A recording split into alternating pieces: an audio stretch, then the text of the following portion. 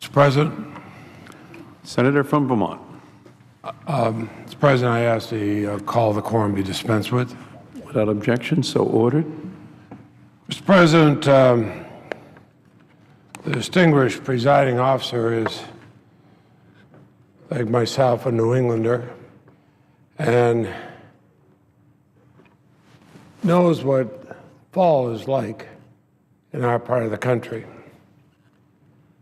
And late last month, I was fortunate to enjoy the most lovely settings I think can be found anywhere, anytime, as Vermont's hillsides were painted orange and yellow and red by peak fall colors set against powder blue skies. Vermonters love these sublime few weeks. We happily welcome visitors from around the United States. Actually, we welcome visitors from around the world.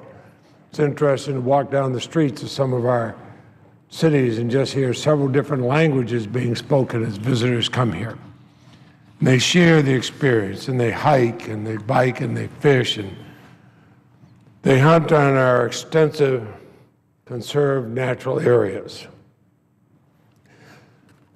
But these best of times have become the worst of times, as Vermonters and visitors alike have found closed signs on our favorite natural areas due to the Tea Party shutdown of the federal government. The window is quickly closing in Vermont for the fish and wildlife biologists and national forest rangers who have work that must be done before snow flies. And we know how Washington can close down for an inch or two of snow. We're talking about 10, 15, 20 inches of snow. These people, the fish and wildlife biologists, the national forest rangers, their schedules are dictated by the changing seasons, the biological clocks of nature. Now, the House Republican leadership has been no more able to undo the law of the land, which is the Affordable Care Act, than they'd be able to slow or stop Vermont's changing seasons. Insisting on tying a repeal or defunding of the Affordable Care Act to reopening the government is doing real and lasting damage to Vermont's economy and natural resources as fall quickly becomes winter. The 26,000-acre Leahy National Wildlife Refuge in Vermont's Northeast Kingdom is among the best upland bird hunting areas in New England. There's plenty of room for everyone, but just after the opening of grouse season, the refuge has been forced to hang up a closed sign and lock its gates. This has dealt a blow to the tourism economy of the small towns around the refuge that depend upon these annual visitors and hunters.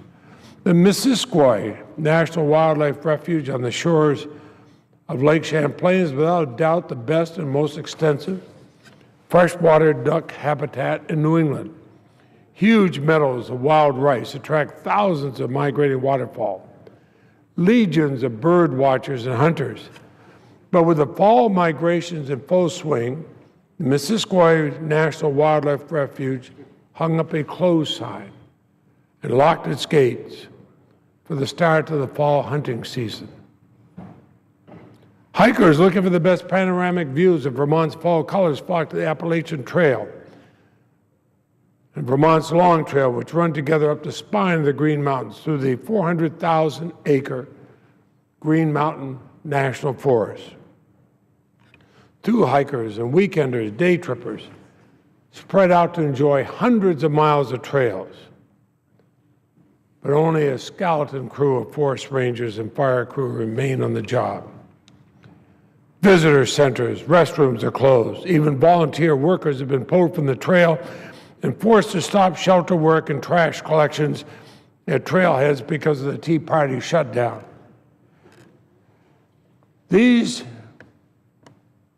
may not seem like huge matters in the national scheme of things, but in a state of 600,000 people, they are major. And because of the people who work very hard, they're Republicans, Democrats, Independents, their livelihood are being devastated, but also the things that we cherish the most about our state are being denied to people who want to come and see it. Woodstock, Vermont, the quintessential New England village and host of the Marsh Billings Rockefeller National Historical Park. The center of the park is the oldest sustainably managed forest in the United States. A beautiful forest, oldest sustainably managed forest in the United States. But visitors are denied access to that forest in all its fall glory. Long-planned events at the park have been canceled. The gates have been locked. Certainly there are many more places for visitors to enjoy. It's been a wonderful, picture-perfect season. I'm told by my friends and neighbors who live near our home in Vermont, it's been absolutely gorgeous. Much as I love all my colleagues, enjoy being with them, I'd much rather be up there seeing the same view they are. But the closing of our federal lands, just as hunting seasons begin, the hillsides shine, is depriving Americans from experiencing the country's natural heritage. It's causing serious economic damage to the small towns, the innkeepers, the guides who depend upon these areas for their living. Foreign tourists, increasingly important to our economy, and their tour operators are confused and disappointed by these outcomes. They say, these sort of things never happen in our country. You're the wealthiest, most powerful nation on earth. Why are you doing this? Other conservation work is being curtailed as well, and actually in ways that are likely to do lasting damage.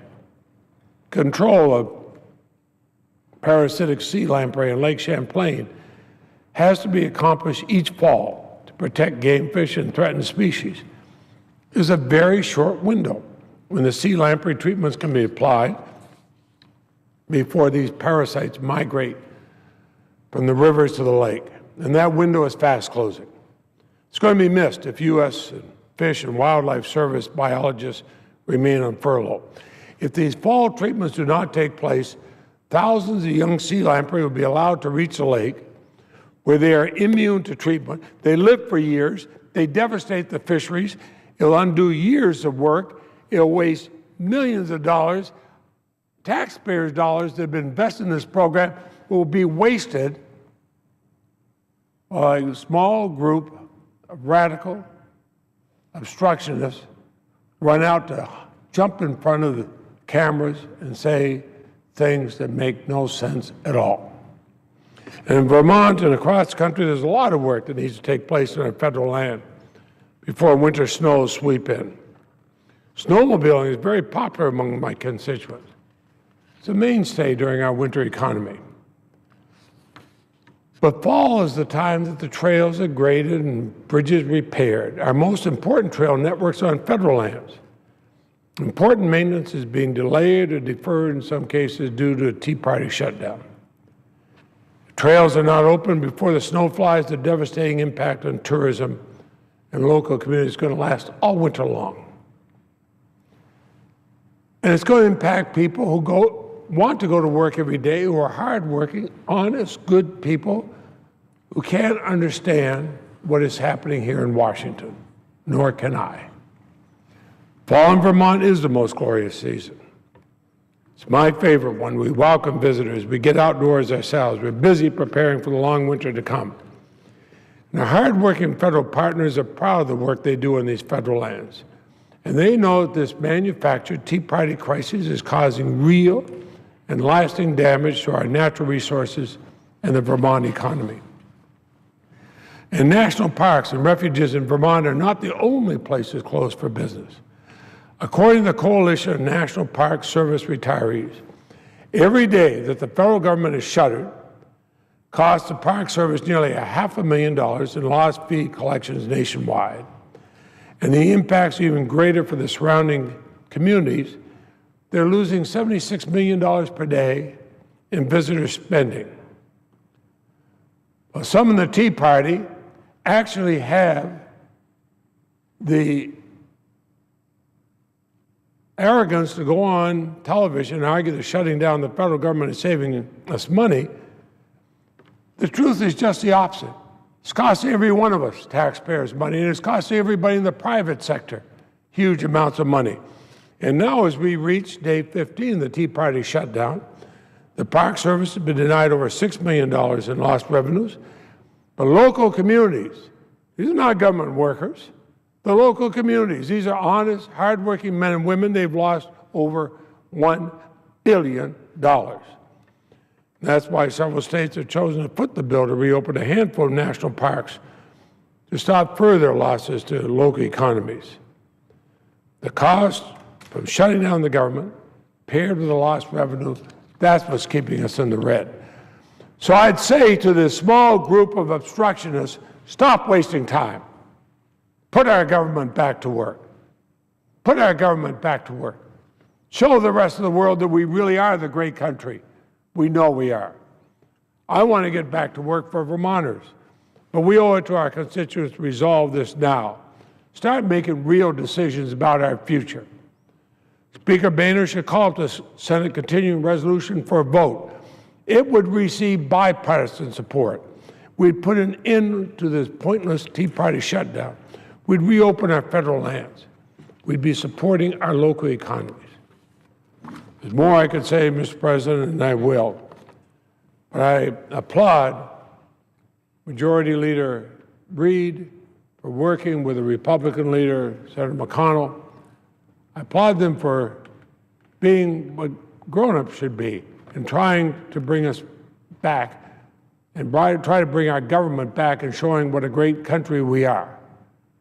So we don't have countries like China saying, oh, well, we should not rely on American currency. I mean, they're not reliable people. We're getting this all over the world. Well, Americans are not reliable. What damage these Tea Party obstructionists are doing to a great country. We ask our military to be serving around the world protecting us, and maybe they'll get paid. But a lot of the support services for them, and the VA and whatnot, are being closed down. We do that and we'll go down and they'll have rallies and say, oh, this great nation, we have to do this and that. The same people have shut down the government and saying, oh, it's terrible, the government is shut down. I think the American people can see through that. I don't care what party you belong to or who you are, with the exception of a small group. People know this country has to be open so it can work. It can work for all of us. It can project an image of strength and stability throughout the world. And can do the things that have made us great in the past and will keep making us great in the future. Not this shabby exercise. Mr. President, I suggest you have to quorum. The clerk will call the roll.